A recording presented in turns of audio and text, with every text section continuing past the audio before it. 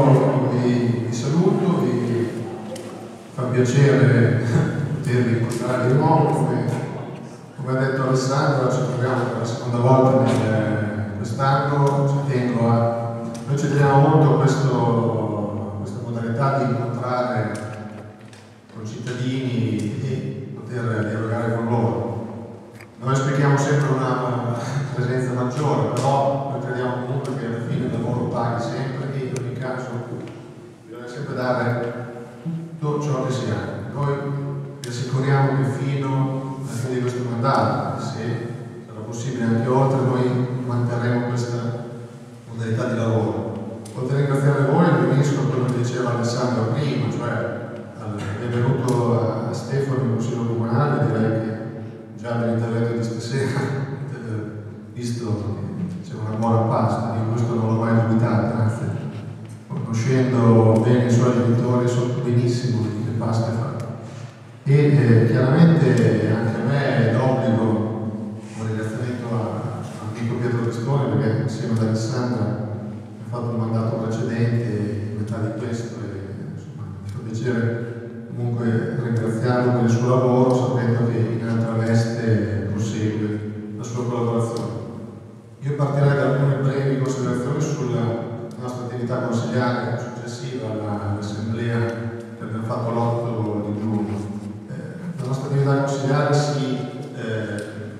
compone di interventi che sono di interpellanze, interrogazioni, come quella che stava decretata prima, che è la più recente, anche una delle più significative, e anche quelle che hanno più possibilità di un proseguo, nel senso che noi, come dicevo prima, andremo a fondo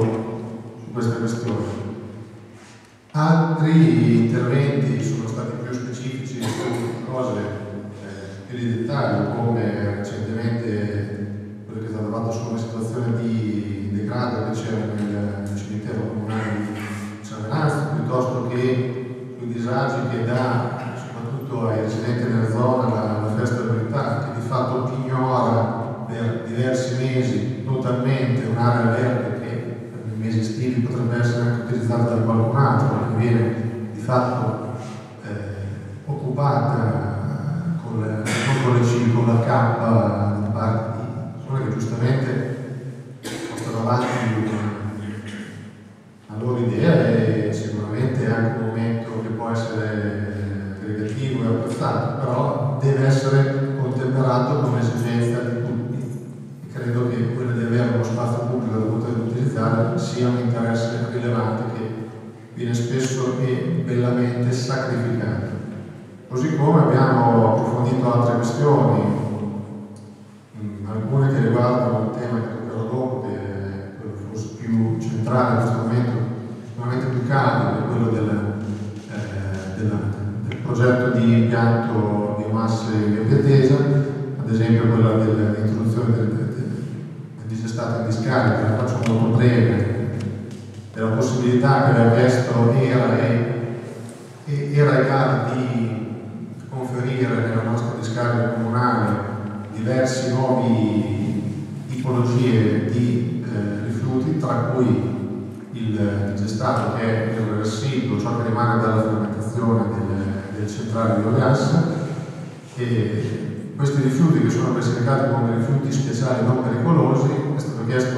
nell'ambito della richiesta di sopraelevazione della discarica di Gheliera, perché la nostra discarica avrà un ulteriore piano in sostanza, di poter inserire anche questi nuove tipologie di rifiuti. La risposta della provincia è stata negativa. Noi abbiamo fatto rilevare che ci sembra molto strano, abbiamo avuto una risposta del Consiglio Comunale che è stata così chiara come avremmo voluto. A noi sembra strano che chi gestisce una cosa chieda un altro soggetto, perché è tenuto a farlo, di poter inserire qualcosa, e la risposta è no, non lo puoi fare perché nella discarica quel tipologie di rifiuti non possono entrare. È come che uno a casa propria non sa dove sono i piatti, dove sono le tovaglie, cioè non sa cosa può fare a casa propria. Questa è una delle due ipotesi. La seconda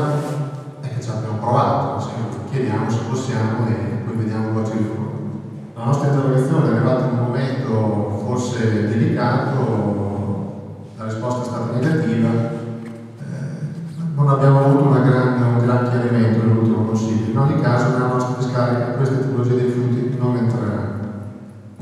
che riguarda il tema soprattutto estivo ha riguardato un'ordinanza a nostro avviso totalmente assurda al traffico in via Piattesa, perché anche questa è legata in parte a tutto il fermento che c'è in tutta la provincia di Bologna, legata alle varie richieste che vengono presentate di impianti biogas. Su via Piattesa è stata fatta un'ordinanza totalmente diversa, una fatta nel comune di San Pietro in Casale a distanza di 2 giorni sulla stessa tipologia, cioè sul fatto del transito di mezzi pesanti. Perché allora noi abbiamo detto che, visto che sono state fatte delle prove di carico su determinate vie comunali, strade comunali, tra cui via Piattesa, e si è visto che queste strade non sopportano un traffico pesante continuo, tengo a precisare questo, continuo e particolarmente ingente. Il discorso è che è stata fatta un'ordinanza in cui è stato detto a tutti gli agricoltori: voi se volete far arrivare un camion che porti via qualcosa che non venga a prendere, dovete andare al comune a chiedere l'autorizzazione. A San Pietro Casale invece hanno detto no, chi abita lì, chi ha l'attività lì deve chiedere la sua autorizzazione, eventualmente la chiederà chi non è titolato a passare e non ha un interesse contingente a transitare. Il discorso di via Piattesa è importante perché sicuramente via Piattesa la conosciamo, non è una strada, cioè 4 metri e mezzo, è una strada di campagna asfaltata, ma è assolutamente adatta ad un traffico normale di utilizzo di viabilità comune e di viabilità afferente agli impianti produttivi, agricoli, che comunque andando verso Galliera ci sono ancora. A nostro avviso questa assurda ordinanza, ripeto, completamente opposta ad una fatta a San Pietro Casale 2 giorni prima, è stata motivo, a nostro avviso, voluto di scontro per cercare di portare fuori dalla discussione un po' dai binari normali quello che invece era il tema in oggetto, insomma, quello più caldo, che era quello della centrale. Io ho avuto modo di confrontarmi anche con amici che sono in sala e spero di aver potuto chiarire qual è la nostra posizione, diversamente la chiarirò ancora meglio prima. Noi crediamo comunque che tutto ciò che deve essere fatto in questo comune deve rendersi conto di quali sono le condizioni esistenti e di qual è la direzione nella quale andiamo. Non può essere certo quella di ostacolare realtà che sono già esistenti con lo pseudo motivo di impedire eventuali nuovi insediamenti produttivi che non hanno nulla a che fare con il nostro territorio. Una di quelle più significative, con la quale chiudo questo punto, è quella del tennis. Contemporaneamente a quello che diceva Stefano e anche Carmela dello stanziamento del tennis, cioè preciso che 90.000 euro di stanziamento solo per copertura di un campo da tennis e per anche dei lavori sugli spogliatoi. Credo che ci stiano comunque dentro 90.000 euro. Il discorso è che contemporaneamente quest'estate ci sono stati 2 bandi di affidamento degli impianti sportivi, uno per la gestione del palazzetto e uno per l'impianto tennistico e a parte un altro che riguarda il campo da calcio. In sostanza si è scorporato dalla vecchia convenzione degli impianti sportivi il campo da tennis. È stato fatto un bando, a nostro avviso, su misura per una realtà emergente. Dico su misura perché abbiamo degli elementi di grosso dubbio che abbiamo evidenziato. Se io l'ho ricevuto ovviamente da Stefano prima che uscisse il bando del tennis, vedo un volantino in giro dove c'è scritto che la tale società sportiva, che al momento non è ancora costituita, però già uscivano dei volantini, dice che ad ottobre farà dei corsi gratuiti di avviamento alla pratica del tennis, quindi presuppone di sapere che vincerà il bando. Il bando esce pochi giorni dopo, partecipa solo quella società e ovviamente vince, a me dà un po' fastidio questo, anche perché a nessuno piace essere preso in giro, anche perché noi abbiamo fatto rilevare, c'era un consiglio di giorni, che su quel volantino, che tra l'altro ha girato un bel po', io ho le prove che il volantino è uscito prima del bando, quel volantino c'era un numero di telefono. Io ho chiesto al comune di Galliera, visto che comunque quell'impianto di proprietà del comune di Galliera, se qualcuno si è preso la briga di telefonare a questo numero per dire: scusa, ma tu chi sei? Prevedi il futuro e sai che prima ancora che esca il bando tu lo vincerai? Nessuno ha avuto tempo, voglia di approfondire questo. Io trovo una cosa veramente grave, perché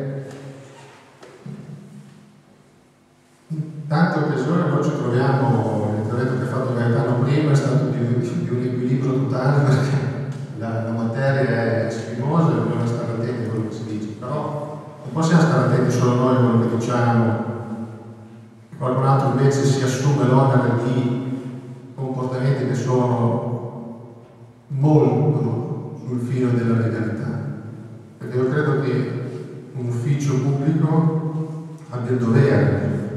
a prescindere dalla segnalazione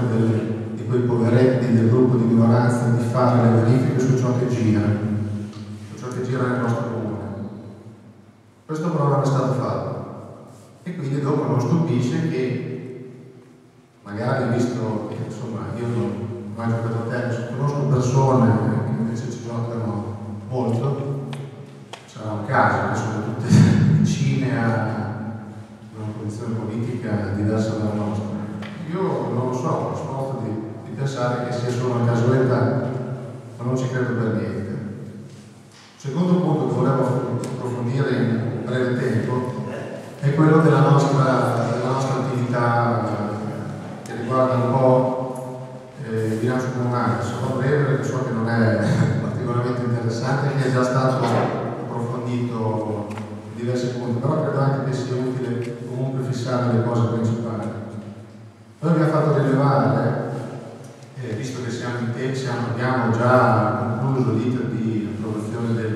di adozione del PSC, che piano strutturale comunale, che è una cosa diversa dal PRG, perché ha un piano diverso, una finalità differente, però diciamo che è il massimo livello di pianificazione a livello comunale. Il PSC che è stato approvato in questo comune con il nostro voto contrario ha registrato, a nostro avviso, la certificazione del totale fallimento